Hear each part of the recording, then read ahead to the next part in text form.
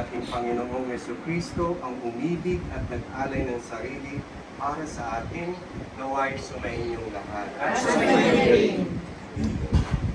Mga kapatid, purihin natin ang ating Panginoong Jesucristo ang umibig at nag-alay ng sarili para sa atin.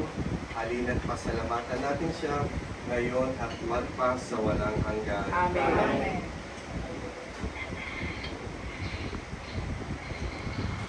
Patig natin na kailangan natin lahat ang pagpapala ng Diyos sa lahat ng panahon.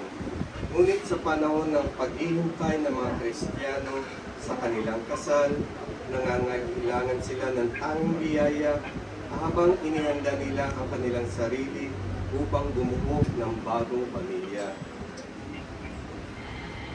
Halina't manalangin tayo na padaluyin ng Panginoon ang kanyang pagpapala sa mga kapatid natin habang hinihintay nila.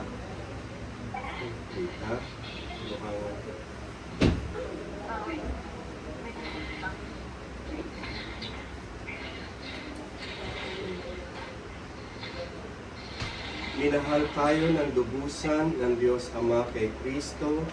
Ginawa tayo bilang kanyang anak at mga saksi sa kanyang pag-ibig dito sa mundo. Halina't dumulog tayo sa Kanya ng may lubusang pagtitiwala at sabihin po natin, Panginoon, tulungan mo kaming manatili sa iyo. Diyos naming Ama, niloob mong makilala ang tunay mong anak, mga magkakapatid kay Kristo, sa pamamagitan ng kanilang pag-iibigan sa isa't isa. Manalangin tayo sa Panginoon.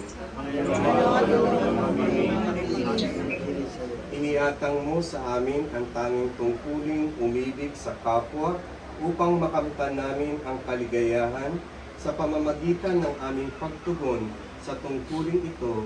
Manalangin tayo sa Panginoon. Pinag-isa mo ang lalaki at babae sa pamamagitan ng kanilang pag-iibigan sa isa't isa upang sa pamilyang itatatag. Masilayan sila na magiging